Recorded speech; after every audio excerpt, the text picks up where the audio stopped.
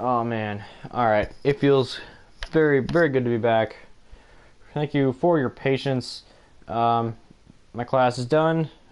Um, yeah, I'm not going to talk about it too much, but I am glad that it is over with. I did enjoy it though, but it was a lot of work. So now that that is done, I just have work. My schedule is pretty set, so I'll be streaming a lot more. Oh my gosh, my controller.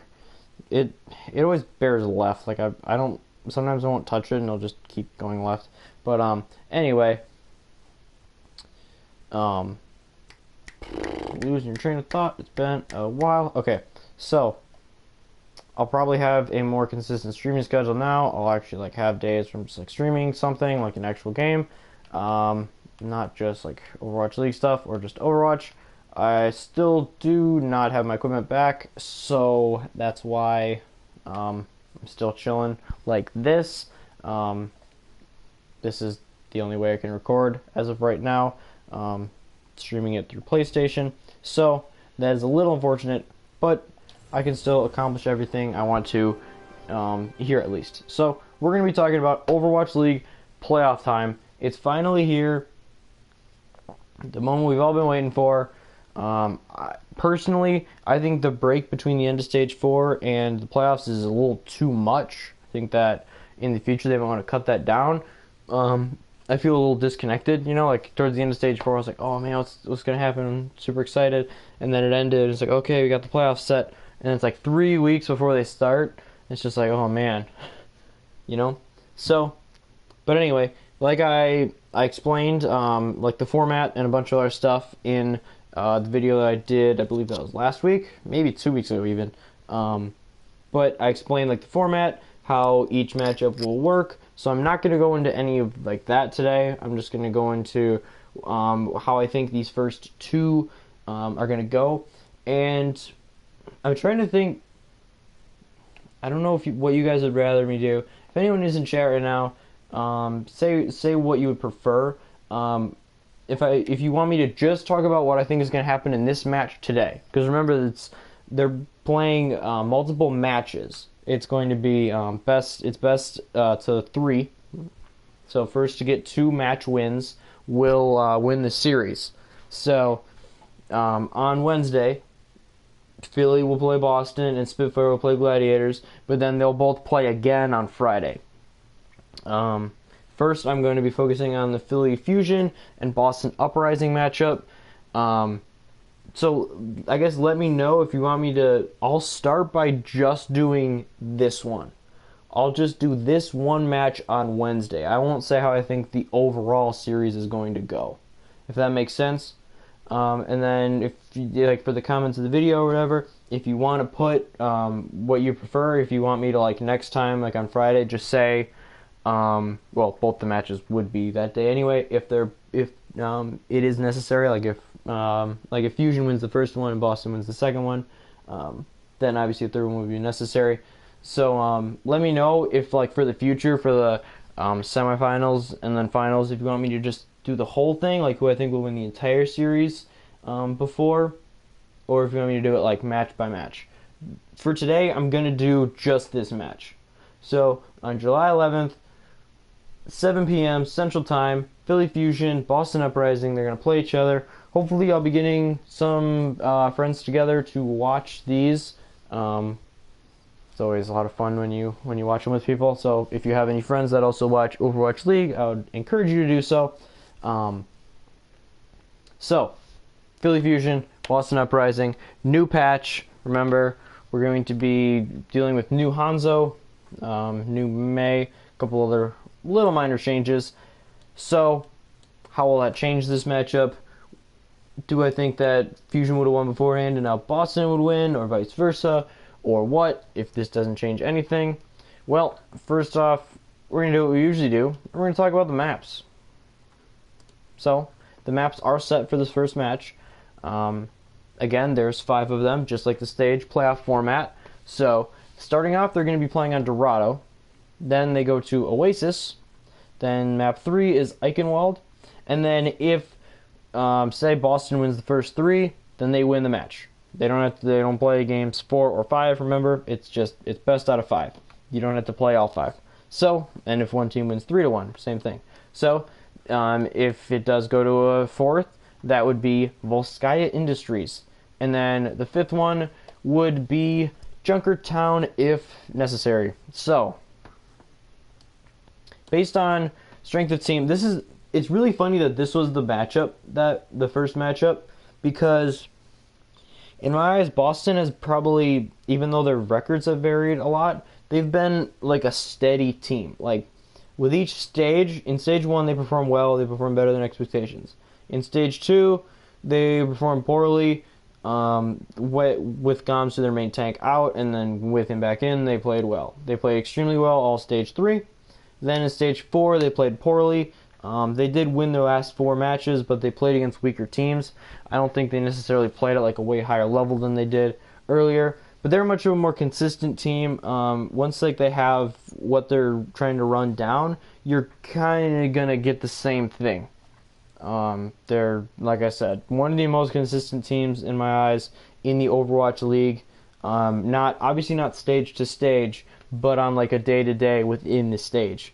So the other thing about Boston, which gives them a disadvantage here, is they've been slow to adapt. They're slow to pick up new meta, and they're slow to really practice it and get good at it. So what I mean by that is a lot of times they've started our stages out poorly. Stage 3 is the one exception because they won all 10 of their matches, but still they had a lot of close 3-2s that they very could have easily lost there before they really picked up their head of steam. In stage 4, obviously they lost their first 6. They were very slow to react and master the new Brigida meta. And even in like stage 2, they suffered some losses early on. Part of that was because they were missing Gamsu, one of their most important players, but that's besides the point. They were just slow to adapt in general off of that Mercy meta. Now it's kind of back to Mercy, but Hanzo being a lot stronger, people love Hanzo. He's super, super, super used last season. He's very useful, very... I don't want to say easy to use because that has like a bad connotation with it, like no skill.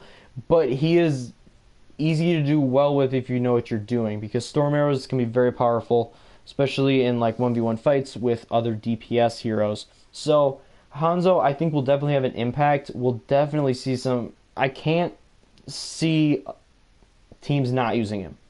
I can't see it.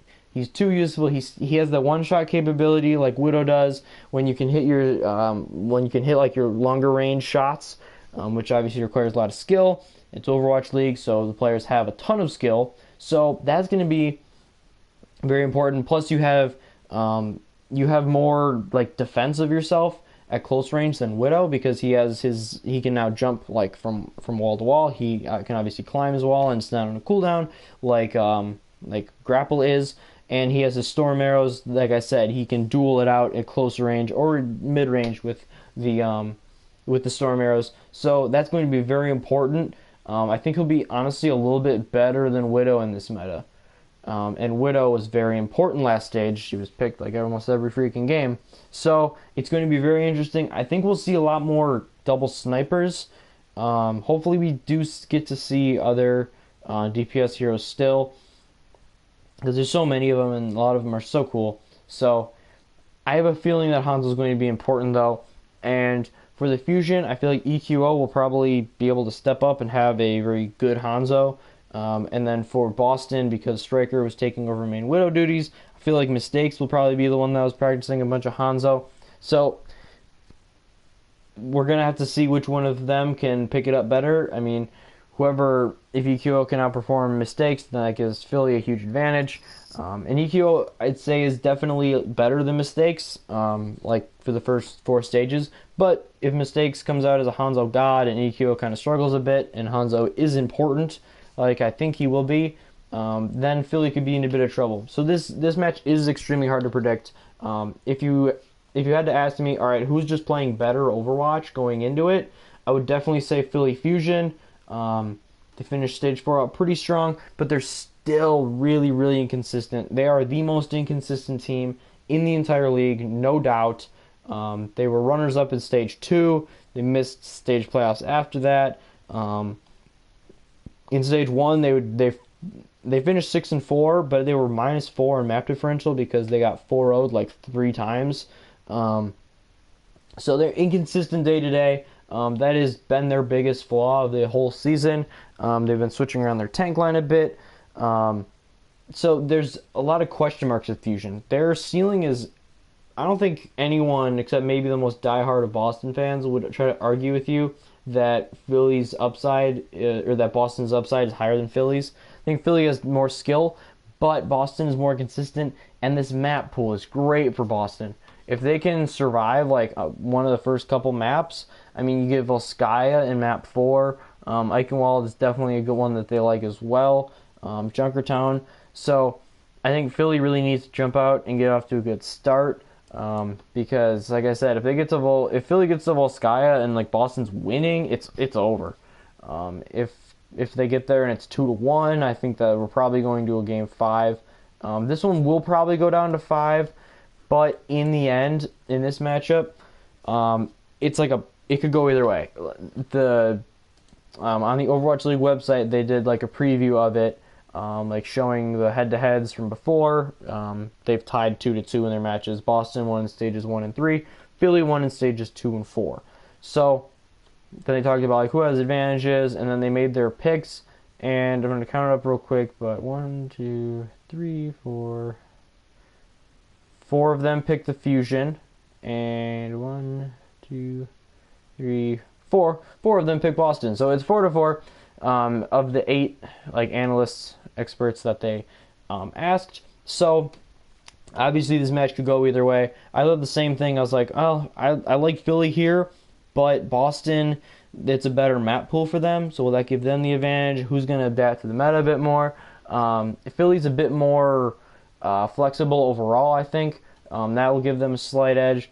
But I mean, depending how Striker comes out, then that could really swing it in their favor. But in the end, I have to come down to one thing, and I was just thinking about it. I was like, all right, clear your mind. What comes to your mind first when you think about this matchup? And it was one word. It was a name, Carpe. I think Carpe is going to do enough to get Philly the win here. I'm going to say probably in 5. Like I said, I don't see any way Philly wins Volskaya. That's Boston's home turf. I think Philly will probably get off to a 2-1 lead, and then Boston will tie it up. And then Philly will knock them out of the ring with a map 5 Junkertown win. I think it'll be close though. Could Boston win? Yeah, especially if Striker pops off. I mean, he was some people's MVP through pretty much at the end of stage 3. I think that's fallen off a bit. But yeah, if he can perform like super well and kind of offset the superstar effect that Carpe has, then they got a real shot to win this baby. So we shall see. I'm going to go with the Fusion in this first match 3-2, but remember that does not mean the series is over. That just means Philly's up 1-0, and then they will play match 2 on Friday, and then if Boston wins that one, or if Boston would win that one after Philly won, then, or vice versa, then they would go to a game 5, which would be, I believe, directly following that one. Yes, it would be directly following that matchup. So, we'll see how that turns out, but I'm going to say that Philly gets off to the good start, and they get the first match win because of their little bit more flexibility, a little bit more talent, and because of the man Carpe. So, the other matchup, very interesting one. I mean, all of these playoff matchups will be. It's the London Spitfire against the LA Gladiators. So, a lot of history between these two teams. Gladiators surprised the Spitfire in the preseason. Of course, that didn't mean too much. But I remember that was a point when I watched that with like a couple of friends were visiting up at school, and we watched that, and as a Gladiator fan, I was like excited. I was like, oh man, I wasn't expecting too much of the Gladiators coming into the season. I didn't think they'd make the playoffs. I thought they might be like decently close, but I thought they'd be more in the 8-9 slot where they were 8th after the first stage, and then even going into the 4th stage they were 8th, but they did end up in 4th, and a lot of that has to do with Fissure. who of course was traded to the Gladiators by the Spitfire because they already had Gesture as their main tank. They wanted to give Fissure an opportunity to play a lot somewhere else, and play he has. I think it's, I wouldn't say backfired, because I think that's what they wanted to do. They wanted to give him an opportunity to shine, but a lot of people are now questioning, well, should they have kept him? Should he have been their starter this whole time? And who knows? I guess this matchup will kind of determine that as well. So these teams, they've played 3 times in the actual season. The Gladiators won all 3 times. So Spitfire has yet to beat Gladiators in the Overwatch League. So right away you think, okay, Gladiators big advantage. Well, yeah, I would give them an advantage, but I don't think this one is going to be a blowout by any means. Again, these teams will play at 9 on Wednesday, which I'll have to stay up a little later. Won't get as much sleep before work Thursday, but it will totally be worth it. So the maps that they're playing on are not the same, actually. They vary matchup to matchup. The format is still the same, though, in the best of 5 matchup, and there's starting with Escort, going to Control, then Hybrid, then 2CP, and then another Escort. So, like I said before, this is a bad matchup for the Gladiators, or not a bad matchup, but a bad format for the Gladiators, because Escort is their weakest game type, and they have to play it twice. So that's gonna make life easier for the Spitfire already. Spitfire will be attacking first because they're the away team. So Gladiators are, I'd say they definitely used to be. I'd say they still are a bit stronger defensively as a team for the most part. And then Spitfire are not as good offensively. They're better defensively as well. So LA could really set the tone with some good holds. If Spitfire are able to kind of run rampant for a while, then I'd say Gladiators could be in some trouble. So, like I said, LA, one of the worst teams at escorts in the Overwatch League. But if I had to pick right now, I would say that the Gladiators are the best control team in the world. They didn't perform that well on Oasis earlier in the season, but especially the last couple stages on like Nepal, on Lijiang, on Oasis, they just don't lose on them. Their coordination is so good in those. They're really good at like the brawl out fights, and they just always take those. So I think that game 1 really sets the tone on Junkertown. I think it's a kind of a must-win for London because they're playing on Junkertown, then Lijiang Tower, then King's Row, then Hanamura, and then, if necessary, they're wrapping it up on Dorado. So I think if Gladiators take Junkertown, it's all but over. Maps like Lijiang and King's Row are great for LA. If they do, I could also see a tie on Hanamura happening. So we could potentially be going to a map 6. But I won't go super in depth about like the team's winning percentages on these maps. Like I said, there's 2 knocks against the Gladiators that I have going in. Number 1 is, like I mentioned before, the format. Having to play 2 escorts hurts them. I can't emphasize that enough. It really hurts them. And number 2, and I'm not making excuses for the team, like it'll still be their fault if they lose, and they credit to the other team. But this format does not make it easier for them. The previous format, where it's only 1 escort, and then if you go to a 5th, it's another control, worked way better for them because, like I said, they're such a good control team. But anyway, the second thing that works against them, they haven't really had Hanzo play much. Gladiators, I think they were last. They were either last or second to last in the league in Hanzo usage in Stage 4. So with Hanzo being, I think, a lot more important, somebody had to be grinding, and I'm sure the coaches did their due diligence and they've had somebody practicing. I'm sure it's probably Hydration who's been practicing Hanzo the most. Then they'll continue to have Surefour on the Widowmaker. What I would honestly like to see is maybe on a map or 2 sub in Asher, He hasn't played in a long time. Have him playing Widowmaker for like, hopefully they've had him playing that for like past month or like weeks or whatever it was, and really honing in because he's a good Widowmaker. He just hasn't played her in a while. So if he's been in the back, like honing his skills a lot, then you can swap it in and out. And because Asher has a different style than Surefour, you can still run those Widow comps, but you can throw the other team off. This probably won't happen. This is probably just wishful thinking on my part, but I feel like that would be a really good idea for them. And then for the Spitfire, they're going to have to rely on their DPS duo and gesture as well. London, they just never put it together. I kept waiting every stage after stage 1. They had their rough stage in number 2.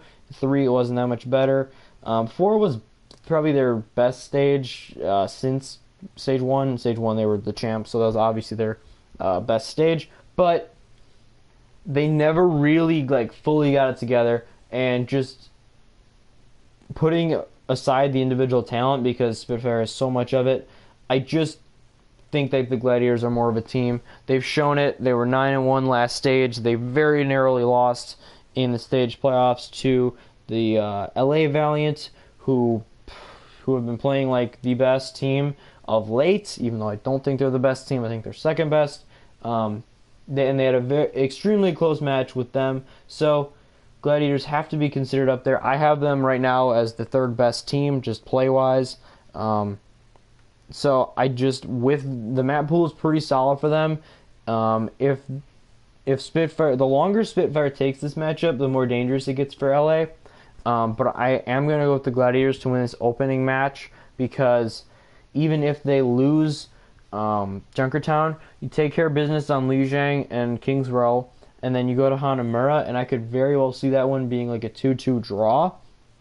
And in that case, even for the Gladiators, that's great, because even if you do end up losing Dorado, which they've performed pretty well on, it's one of their best escort maps, even if you manage to lose on that, you get to go to a control, which I believe is, the tiebreaker is Nepal again, which is probably the Gladiators' best map in the entire game. So I think they're in really good shape with the map pool and with the way that they're playing. As long as somebody, Hydration, Silk Thread, I don't care who it is, if somebody can come in and prove that they can effectively play the Hanzo, so that gives them another weapon to use, I think that they're going to be in good shape to take this this first match and set themselves up to advance to the semifinals.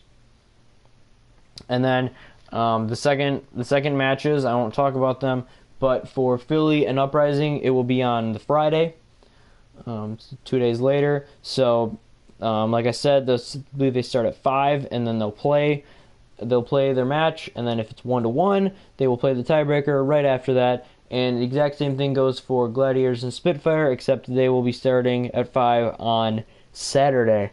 So